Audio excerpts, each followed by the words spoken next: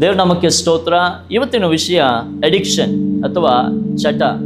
ಅನೇಕರ ಜೀವಿತದಲ್ಲಿ ಒಂದು ಚಟ ಅನ್ನೋದು ಅವರ ವೈಯಕ್ತಿಕವಾಗಿರುತ್ತೆ, ಅವ್ರ ಒಳಗೆ ಇರುತ್ತೆ. ಅದು ಯಾವತ್ತೂ ಕೂಡ ಆಚೆ ಬರೋದೇ ಇಲ್ಲ. ಅವ್ರ ಒಳಗೇನೆ ಅದನ್ನ ಕುರಿತಾಗಿ ಯಾರಿಗೂ ಗೊತ್ತಿಲ್ಲದ ಹಾಗೆ ಗುಪ್ತವಾಗಿ ಅದನ್ನು ನೋಡ್ಕೊಂಡು ಹೋಗ್ತಾ ಇರ್ತಾರೆ ಹೊರತು ಅದನ್ನ ಬಿಟ್ಟು ಆಚೆಗೆ ಯಾರಿಗಾದ್ರೂ ಅದನ್ನ ಬಹಿರಂಗವಾಗಿ ತೋರ್ಪಡಿಸೋದಕ್ಕೆ ಅವ್ರಿಗೆ ಇಷ್ಟನೇ ಆಗೋದಿಲ್ಲ. ಯಾಕಂದ್ರೆ ಅದು ತಪ್ಪಾಗಿರುತ್ತೆ, ಅದು ಪಾಪವಾಗಿರುತ್ತೆ. ಅದೇ ರೀತಿಯಾಗಿ ನಾವು ಬೈಬಲಲ್ಲಿ ಯೋಧನ ಕುರಿತಾಗಿ ನಾವು ನೋಡ್ತೀವಿ. ಅವನು ಯೇಸುವಿನ ಜೊತೆಯಲ್ಲಿದ್ದಂಥ ಒಬ್ಬ ಶಿಷ್ಯ.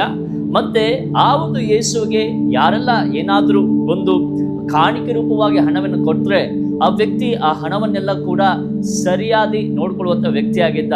ಆದರೆ ಇವನಲ್ಲಿ ಒಂದು ಚಟ ಇತ್ತು. ಏನಪ್ಪ ಅಂದ್ರೆ ದುರಾಸೆ. ಈ ದುರಾಸೆ ಮುಖಾಂತರವಾಗಿ ಏನ್ ಮಾಡ್ತಾ ಇದ್ದ ಅಂದ್ರೆ ಹಣದ ಚೀಲದಿಂದ ಅವನು ಹಣವನ್ನ ಕದ್ದು ಅವನ ವೈಯಕ್ತಿಕ ವಿಷಯಕ್ಕೋಸ್ಕರ ಉಪಯೋಗಿಸ್ಕೊಳ್ತಾ ಇದ್ದ. ಇದು ಬರುವಂತ ದಿವಸಗಳಲ್ಲಿ ಇದು ಯೇಸು ಸ್ವಾಮಿಗೆ ಗೊತ್ತರೂ ಕೂಡ ಅವನಿಗೆ ಅನೇಕ ಅವಕಾಶಗಳನ್ನ ಕೊಟ್ಟರು, ಆತನು ಬದಲಾಗ್ಲಿಲ್ಲ. ಇವತ್ತು ನಮ್ಮ ಜೀವಿತದಲ್ಲಿ ಕೂಡ ಅಡಿಕ್ಷನ್ ಅಥವಾ ಚಟ ಅನ್ನೋ ವಿಷಯದಲ್ಲಿ ನಾವು ಗುಪ್ತವಾಗಿ ರಹಸ್ಯವಾಗಿ ಮಾಡ್ತಿರುವಂಥ ವಿಷಯಗಳ ಮೇಲೆ ಕರ್ತನು ನೋಡ್ತಾ ಇದ್ದಾನೆ. ಪ್ರತಿನಿತ್ಯವೂ ಕೂಡ ಆತನು ನಿಮಗೆ ಒಂದೊಂದು ಅವಕಾಶವನ್ನು ಕೊಡ್ತಾ ಇದ್ದಾನೆ ಬದಲಾಗೋದಕ್ಕೆ. ಬದಲಾಗಿ ನಾವು ಕೂಡ ಬದಲಾಗಿ ದೇವರ ಸಮ್ಮುಖದಲ್ಲಿ ಪರಿಶುದ್ಧರಾಗಿ ನಿಲ್ಲೋಣ.